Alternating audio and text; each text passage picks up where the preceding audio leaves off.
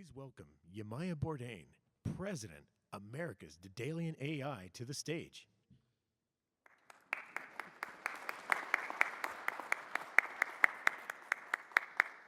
We believe that AI can be used to save lives, and that's how we employ it in aviation.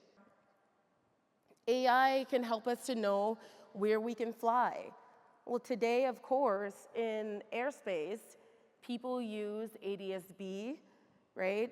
Everyone who's flying has a transponder. But what about birds?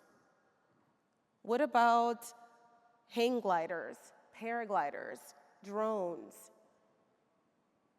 Obstacles in the airspace that would not have transponders. AI can help us to identify that traffic in the airspace. And it can help us to understand where we can land.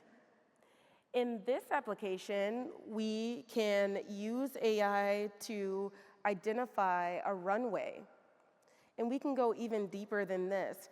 First, we have to detect the runway, and we can provide guidance all the way down to a safe landing. But we can also detect whether the runway is clear or not. Can we land safely? Is there an obstacle there? That's how we use AI.